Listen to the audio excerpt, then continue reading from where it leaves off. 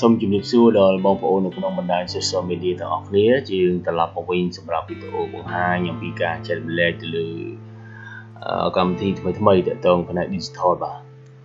សម្រាប់វីដេអូមួយនេះគឺជាការបង្ហាញទៅលើប្រភេទនៃការប្រើប្រាស់ទៅលើ preset ឬក៏ជា template នៃកម្មវិធីដែលមានដូចជា Adobe Premiere, After Effects, Photoshop, Apple Motion ឬក៏ DaVinci Resolve ឬក៏ Cinema 4D អីផ្សេងទៀតបាទអញ្ចឹงមាន4ទៅលើគេហទំព័រមួយដែលយើងអាចទាញសម្រាប់យកមកប្រើប្រាស់នៅក្នុងការច្នៃប្រឌិតទៅលើផ្នែកប្រភេទនៃការ graphic motion អីផ្សេងបាទឥឡូវយើងកុំឲ្យកាភេយើងចូលមើលទាំងអស់គ្នាទៅលើគេហទំព័រទាំងអស់នេះបាទសម្រាប់គេហទំព័រទី1នេះគឺតកតងទៅនឹងប្រភេទមួយដែលគេហៅថាជា intro HDNet អញ្ចឹងនៅគ្នាវាយ intro HDNet គឺវាចេញឲ្យហើយអញ្ចឹងនៅក្នុង intro HD ទាំងអស់នេះគឺជាប្រភេទ template ឬក៏គេហៅថាជា preset ដែលរាប់ម៉ឺនរាប់ពាន់ដែលយើងអាចយកមកប្រើសម្រាប់កម្មវិធីជំនួយបាទអញ្ចឹងនៅក្នុងនេះគឺជាកម្មវិធី After Effects ដែលយើងមាន opener មាន logo setting មាន title element video display product promo ឬក៏ illustration អីផ្សេងទៀតមានច្រើនតែមែនទែនបាទយើងប្រើមិនអស់ទេ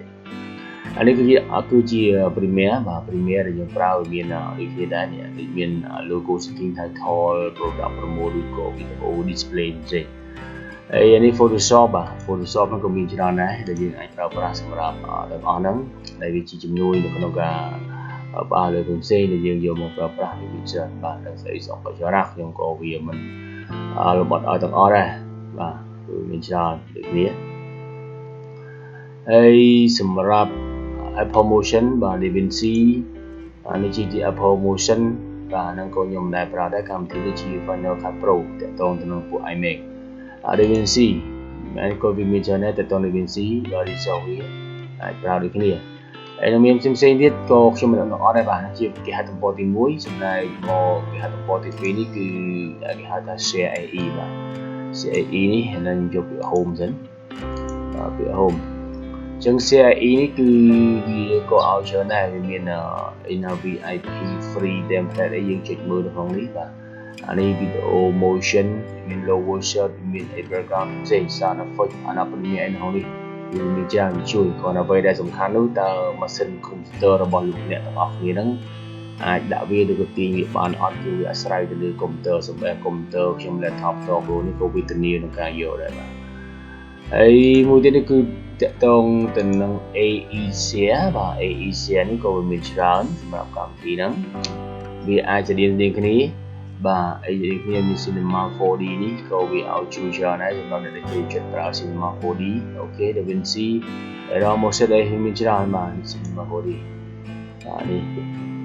អញ្ចឹងមើលមកបាទវាស្តៀងគ្នាបាទនេះអីគឺណាវាបើមិនអត់ទេច្រើនពេកគឺវាច្រើនមើលតាមហ្នឹងទៅហើយចុងក្រោយគេហទំព័រចុងក្រោយនេះគឺមានឈ្មោះថា AE download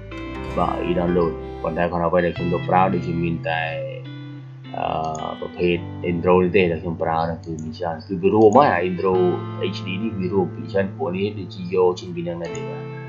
ហើយគាត់ថាយើងអាចស្រាវជ្រាវមើលផ្សេងៗខ្លួនឯងទៅវាអាចវាច្រឡំខ្លះប៉ះខាតយើងអាចមើលតាមហ្នឹងអញ្ចឹងណាបាទហើយវាមានតែប៉ុណ្្នឹងហើយអ្នកនរគ្នាអាចសិក្សាស្វែងយល់ហើយអ្វីដែលសំខាន់គឺសម្រាប់វីដេអូនេះខ្ញុំក៏មានការបង្ហាញទៅលើមេរៀនដែលបងប្អូនចង់បង្កើតជំនាញទៅលើការកាត់តរូបភាពបាទដូចជា Photoshop នេះខ្ញុំមានដល់38មេរៀនគឺរៀបតាមតម្រូវការទីផ្សារនាពេលបច្ចុប្បន្នដែលយើងអាចចង់ចាប់ជំនាញជាអ្នកគេហៅថា graphic designer បាទគឺខ្ញុំរៀបទៅតាមអស់ហ្នឹងហើយតមកទៀតនោះគឺ Illustrator ក៏ខ្ញុំបានរៀបដែរបាន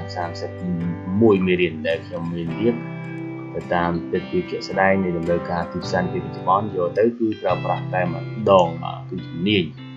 Adobe Premiere នេះខ្ញុំរៀបដែរគឺមានដល់23មេរៀនជាមូលដ្ឋានគ្រឹះហើយក៏អាចមានន័យថាជាជំនាញអាជីពដែរបាទតកតងនឹង Adobe Premiereហើយ Block Title នេះគឺជាកម្មវិធីដែលខ្ញុំយកប្រើវាជួយបានច្រើនតកតងទៅនឹងគេហៅថាប្រភេទ intro maker បាទ video intro maker 2D animation photo slide motion product promo motion graphic ឬក៏មាន template ចំនួនមួយទៀតដែលវាអាចជួយច្រើនទាក់ទងនឹង block title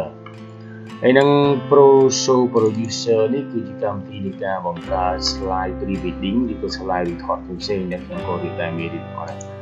ហើយមានកម្មវិធីផ្សេងៗទៀតបាទកម្មវិធីដូចជាកាត់តទៀតខ្ញុំប្រាប់អត់ដែរបាទអ្នកគ្នាអាចចូលទៅកាន់ក្រុមបាទទៅកាន់ក្រុម digital បាទដែលខ្ញុំបានបង្កើតគ្រប់នេះហើយនៅក្នុងនោះគឺខ្ញុំបានដាក់តម្លៃនៃការលក់ទាំងអស់ហ្នឹងហើយបាទនេះពេលអ្នកគ្នាអាចចូលក្នុងទៅបាទអញ្ចឹងមានប៉ុណ្ណឹងសម្រាប់ព័ត៌មានដែលបងប្អូនដែលចង់ចាប់អាជីពជាអ្នកdigital បាទ digital marketing គឺត្រូវការទាំងអស់ហ្នឹងអញ្ចឹងយើងនឹងជួបគ្នាសម្រាប់វីដេអូក្រោយទៅទៀតនៃការចែករំលែកបទពិសោធន៍ហើយនឹងខ្ញុំបានរៀបអរគុណចំណាយល្អទាំងអស់គ្នា